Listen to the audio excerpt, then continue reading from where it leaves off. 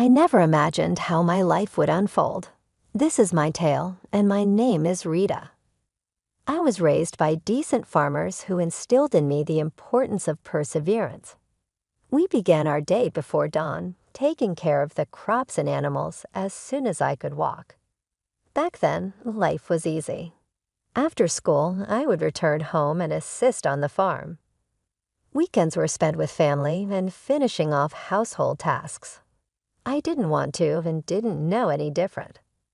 But once I finished from high school, everything changed. Bless their hearts, my parents had higher hopes for me than a life on the farm. Dad stated, "Rita, we've been talking," when we were seated at the dinner table one evening. "Your mom and I think you should go to college." Suddenly, my universe grew larger.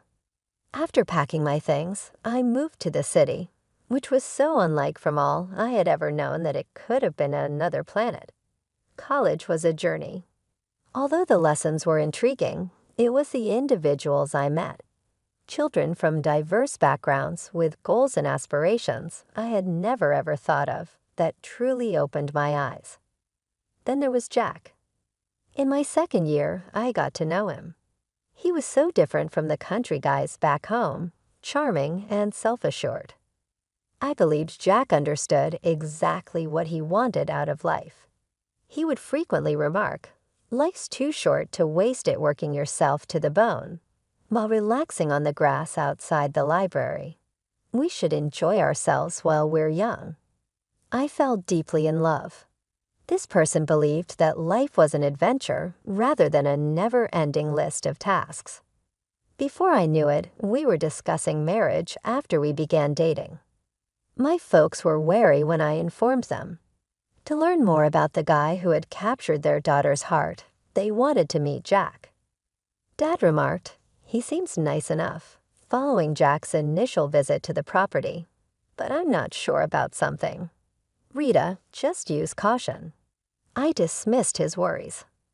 How much did my traditional father understand about contemporary love? We were going to have a great life together, and Jack was ideal. Thank heavens, my parents purchased us a city apartment and even covered the cost of our wedding. Mom responded, "We want you to have a good start," with teary eyes. Saying thanks, Mom and Dad, I gave them a firm embrace. "I promise I'll make you proud." I believed my life was decided when Jack and I stood at the altar, exchanging rings and vows.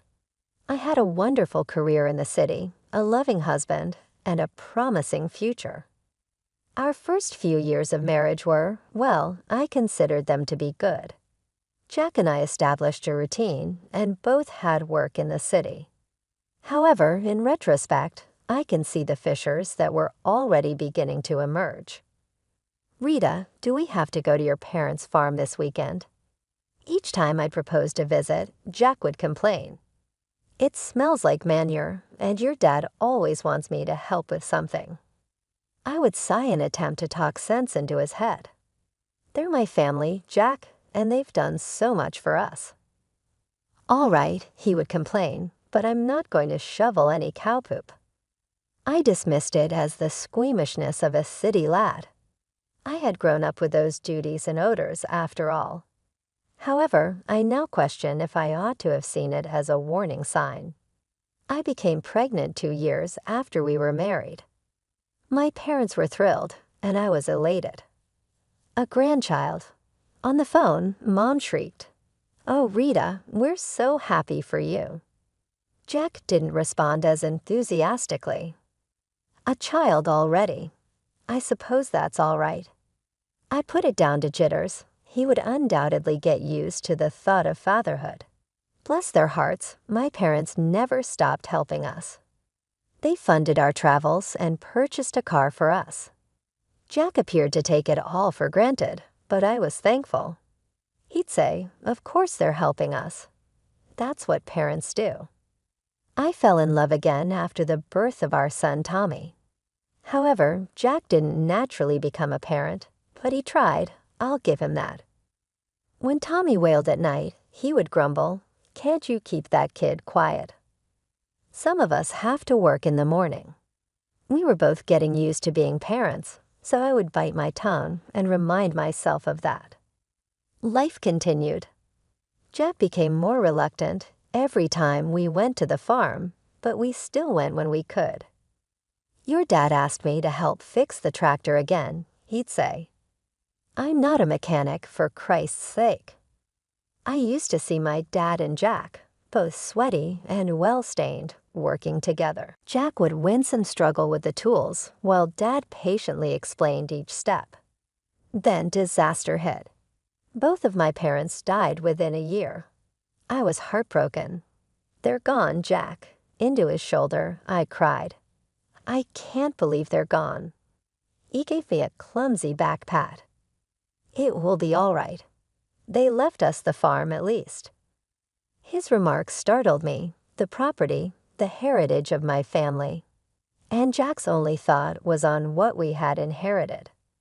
While I was grieving, Jack revealed something shocking. He stated we should sell the farm during a supper one evening. We could buy a big house in the city and live like kings. I was beaten down by loss and the rigors of parenting, but I wanted to defend and fight for my family's legacy. Furthermore, wasn't a wife expected to back her husband's choices? "Okay," I muttered. "If you think it's best." In an instant, my family's history was sold to the highest bidder after a few documents were signed. When the funds were sent to our joint account, Jack was ecstatic. He said, "We're set for life, Rita. Stop working like a slave. We are free to do what we like."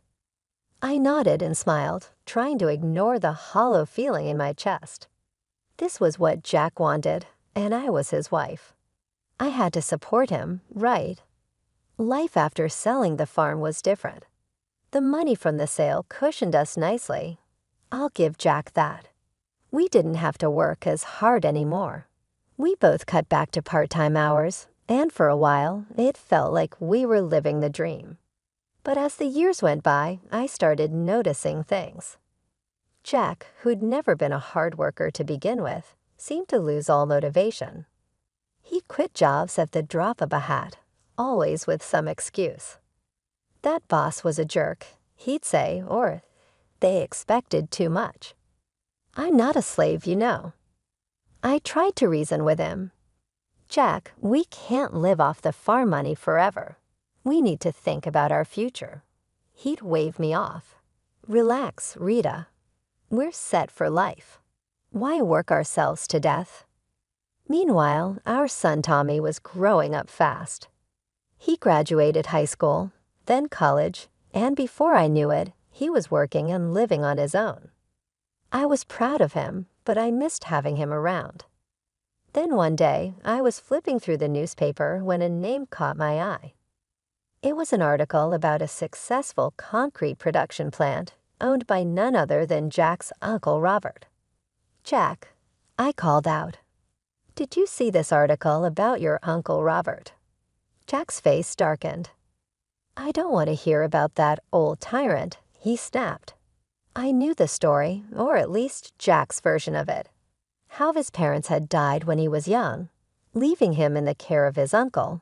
How Robert had been overbearing and controlling, trying to force Jack into the family business. He never listened to what I wanted, Jack had told me years ago. It was always about what he thought was best, so I left, started my own life. Looking at Jack now, lounging in his robe at 2 in the afternoon, I couldn't help but wonder if there was more to the story. "Maybe it's time to make peace," I suggested gently. "It's been years, Jack. People change." Jack's reaction was explosive. "Make peace with that control freak? No way in hell, Rita. Drop it." I let it go, but the incident left me unsettled. There was so much anger there, so much resentment. It made me wonder what else Jack was carrying around, what other parts of himself he was hiding. It was a quiet Sunday afternoon when I overheard Jack on the phone. His voice was curt, dismissive. "I am not interested in his life, and it does not concern me," he said sharply before hanging up. My curiosity got the better of me. Who was that, honey? Jack's face was a mask of indifference. Hospital. My uncle's sick. If he kicks the bucket, at least I'll finally get something out of him. I stared at him, shocked. Jack, that's a terrible thing to say. He raised you. Yeah, and made my life hell, he snapped. I'm not going to see him. End of story. As I watched Jack settle back into his armchair, remote in hand, something inside me snapped. This wasn't the man I married. This wasn't the person I thought I knew. Without a word to Jack, I went to our bedroom and called Tommy. Hey, sweetie, I said when he picked up. How would you feel about meeting your great-uncle? Tommy was surprised but agreed readily. An hour later, we were walking into the hospital, my heart pounding. The ICU was a haze of beeping machines and hushed voices, and there in a bed surrounded by monitors lay Jack's uncle Robert. He looked small and frail, nothing like the tyrannical figure Jack had described. When we entered and introduced ourselves, his eyes filled with tears. Rita, Tommy, he said, his voice weak but warm. Oh, I've wanted to meet you for so long. Over the next hour, Robert told us his side of the story. How he'd taken Jack, and after his parents died, raised him as his own.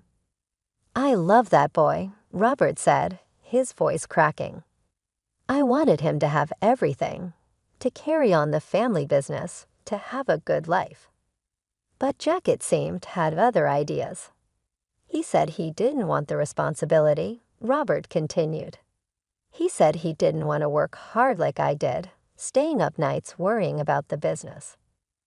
I felt a sinking feeling in my stomach as Robert's words painted a picture I recognized all too well. Jack demanded I sell the business, Robert said, shaking his head. He wanted me to set him up with a monthly allowance, an apartment, a car. He said I owed him a carefree life. I glanced at Tommy, seeing my own shock mirrored in his face. That's not how life works, I told him. That money needs to be earned. I begged him to stay, to learn the business, Robert went on, but he just got angry. He said he'd find a rich wife and never have to work a day in his life. As I sat there in Uncle Robert's hospital room, memories from the past decade started flooding back, like pieces of a puzzle finally falling into place. I saw our life together in a new harsh light. Jack had never held a job for long. He always chose part-time work, called in sick often, took countless days off. I'd attributed it to stress, to him being a free spirit. But now I saw the truth. Life is for pleasure, Rita, he'd always say. Why kill ourselves working? I felt sick to my stomach as realization dawned. Jack hadn't married me for love. He'd married me for my family's money, for the comfortable life he thought I could provide. I was just a means to an end, the rich bride he promised his uncle he'd find. Tears welled up in my eyes as the weight of this truth settled on me. Our whole life together, our marriage, our family, it was all built on a lie. Uncle Robert's voice pulled me from my thoughts. I'm so sorry, he said, his voice weak. I won't be able to leave any to you or Tommy. I wanted to, but it's okay, I said, squeezing his hand. We don't need anything. I had plans, Robert continued, growing agitated. A new project, it would have changed everything, but I ran out of time. Suddenly, Robert's face contorted in pain. The machines around him started beeping urgently. You need to leave, a nurse said, rushing in. Now, a few days later, the call came. Uncle Robert had passed away. When I told Jack, his reaction made my blood run cold. Finally, he exclaimed, a grin spreading across his face. Took the old bastard long enough. I stared at him disgusted. Jack, he was your uncle. He raised you. He waved dismissively. Yeah. So when's the funeral? Do we need to go to that? In the end, Jack didn't attend. Tommy and I organized the funeral ourselves, a small dignified affair that I hoped would have made Uncle Robert proud. While I was grieving for a man I'd barely known, my husband was at home gleefully calculating his newfound wealth. The factors got to be worth at least 10 million. I heard him saying on the phone. When I got home, can you believe it? I'm rich. I watched him strut around our house, boasting about his inheritance, and felt nothing but revulsion. This wasn't the man I thought I'd married. This was a stranger wearing my husband's face. And then things got worse. You know, Rita, Jack said one evening, his eyes cold, "You're getting kind of old for me. I think I'm ready for an upgrade." I couldn't believe what I was hearing. "Excuse me." He shrugged, not even bothering to look ashamed. "You heard me. I'm rich now. I can do better." Over the next few weeks, Jack's behavior became increasingly erratic. He'd stay out late, coming home in the early hours, reeking of booze and perfume. More than once, I spotted lipstick stains on his collar. Each time I confronted him, he'd brush me off. "Mind your own business," he'd sneer. "You should be grateful I come home at all." As I lay awake one night, listening to Jack stumble in at 3:00 a.m., I realized something had to change. I couldn't keep living like this. I deserved better. But more importantly, I needed to know the truth about everything. About Jack, about the inheritance, about the life I thought we'd built together. One morning, after another night of Jack stumbling in at dawn, I'd had enough. "Where were you?" I demanded, my voice shaking with anger and hurt. Jack smeared his bloodshot eyes, narrowing. "None of your damn business, Rita. You should be grateful I come back at all." I recoiled as if I'd been slapped. "Grateful? Is that what you think our marriage is?" He'd ignored my question, instead fixing me with a calculating look. "Say, how much is left from your parents' inheritance? We must have some savings, right?" The sudden change of topic threw me off guard. "What, Jack, we've spent it all. The accounts are empty." His face twisted into an ugly mask of disgust. "Empty? You've got to be kidding me." He paced the room, muttering to himself. Then he turned back to me, his eyes cold. "Well, I guess that's it then. I'm done here. Done with you." Before I could respond, the front door opened. Tommy walked in, his eyes widening as he took in the scene. Jack's demeanor changed instantly. He plastered on a fake smile and approached our son. "Tommy, my boy. Just the person I wanted to see. I need you to sign something for me." He produced a document from his pocket, thrusting it at Tommy. "It's just a formality. You're renouncing any claim to Uncle Robert's estate. Since there's no will, it all comes to me anyway." Tommy glanced at me, confusion clear on his face. But after my nod, he took the paper and signed it without hesitation. Jack's grin was triumphant as he snatched back the document. Then, as if a switch had been flipped, he turned back to me, all pretense gone. "I want a divorce," he announced, his voice cold and flat. "I never loved you, Rita. I just tolerated you for your parents' money. But now I'm rich. I don't need you anymore." The words hit me like physical blows. Even though I'd suspected, hearing it laid out so brutally was devastating. "I'm moving to Uncle Robert's house," Jack continued, already pulling out a suitcase. "Don't try to contact me. It's over." And just like that, he was gone. 30 years of marriage packed away in a suitcase, and he walked out the door. I stood there, frozen, trying to process what had just happened. It felt surreal, like a bad dream I couldn't wake up from. "Mom." Tommy's voice was soft, concerned. "Mom, are you okay?" I turned to my son, my rock, and felt the dam break. Tears streamed down my face as Tommy wrapped his arms around me. "It's okay, Mom," he murmured, holding me tight. We'll get through this. You're strong. You'll be okay." As I clung to my son, sobbing into his shoulder, a small part of me marveled at the man he'd become. Kind, compassionate, everything his father was not. And I realized something.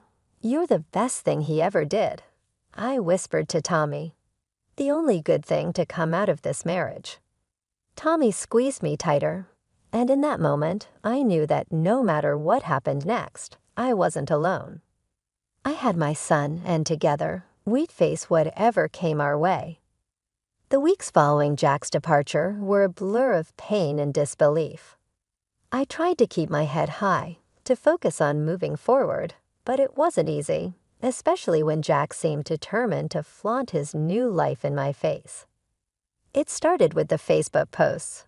Pictures of Uncle Robert's mansion, now Jack's new home, flooded his timeline. I tried to ignore it, to focus on healing, but then the photos changed.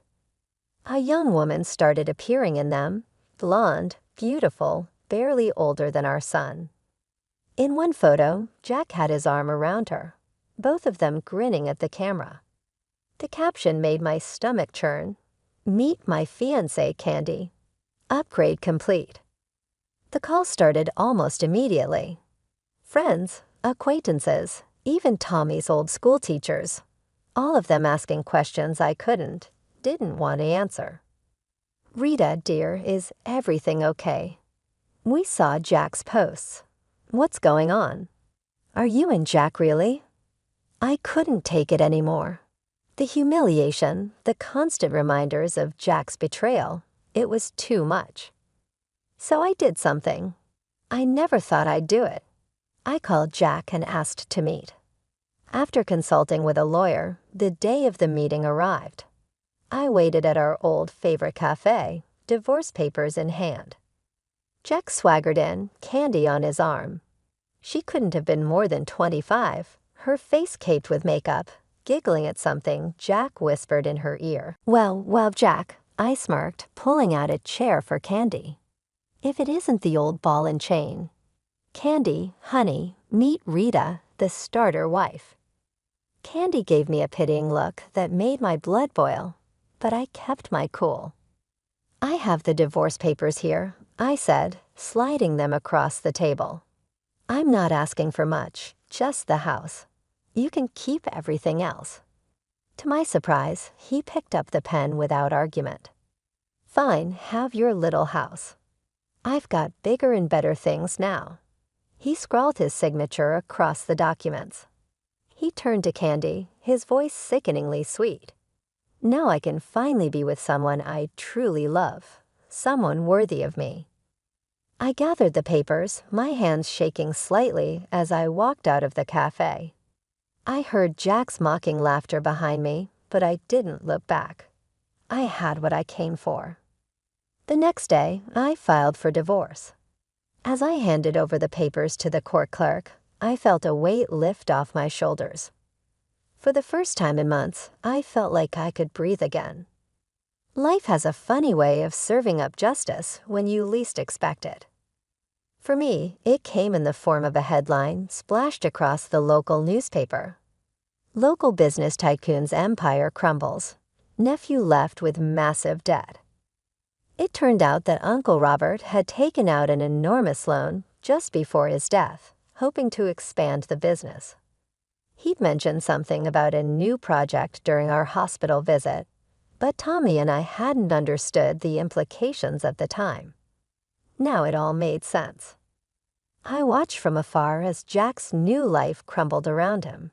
He sold the factory, the mansion, the cars, everything, and still, he was left owing nearly $1 million. The cherry on top? His young bride, Candy, packed her bags and left the moment she realized Jack wasn't the wealthy catch she thought he was. I'd be lying if I said I didn't feel a twinge of satisfaction. Karma, it seemed, had finally caught up with Jack. Then one rainy evening, there was a knock at my door. I opened it to find Jack standing there, looking nothing like the smug, wealthy man who'd walked out on me months ago. He was disheveled, his eyes red-rimmed and desperate. "Rita," he said, his voice cracking. "I've been such a fool. I see that now. Please, can we talk?" Against my better judgment, I let him in. For the next hour, I listened as Jack poured out his heart. He told me how he'd lost everything, how he realized what truly mattered in life. With beseeching eyes, he added, "Rita, I was wrong. So incorrect. However, I now realize that you are the only one who ever showed me genuine concern and affection." Then, to my complete surprise, Jack dropped on one knee and produced a little velvet box. "Please give me another opportunity, Rita. Remarry me. We can conquer anything if we work together." I was stunned for a second. Then, to my own amazement, I burst out laughing. What began as a little giggle turned into tears that were pouring down my cheeks. Jack's expression dimmed. "What's so amusing?" I stared him in the eye when I eventually regained my breath. "Oh, Jack, did you truly believe it would be so simple? That when things went bad, you could discard me like trash, cast me away, and then come crawling back?" His face grew serious. He growled and leaped to his feet, saying, "Listen here now. This is also my home. I am entitled to rights." I strolled quietly to the drawer and took out our divorce papers, displaying his own signature. "No, you don't, Jack. You gave up any rights to this house when you signed it. I now own it. Leave now, or I'll call the police." I briefly believed he may try to dispute more, but he must have seen from my look that I meant business. He turned and rushed out, slamming the door behind him without saying another word. I contacted Tommy as soon as he left and told him everything. As usual, my amazing kid was helpful. "Mom, you made the right decision," he added. "You have my admiration." He will never understand how much those comments meant to me. I made several important choices in the weeks that followed. I sold the house with all its memories, both good and terrible, since it seemed too huge for me alone. I used the proceeds to purchase a comfortable apartment in a bustling area that I had always adored. I feel like my life is just getting started at 60. Seeing all the locations Jack always said we would go, but never went, I've begun traveling. I've tried my hand at salsa dancing, joined a reading club, and started painting. I see Jack around town every now and again. Because of his faults and tribulations, he now appears older. Although my life didn't go as planned, you know what. I wouldn't have it any other way since I'm finally, fully, and contentedly myself for the first time in a long time.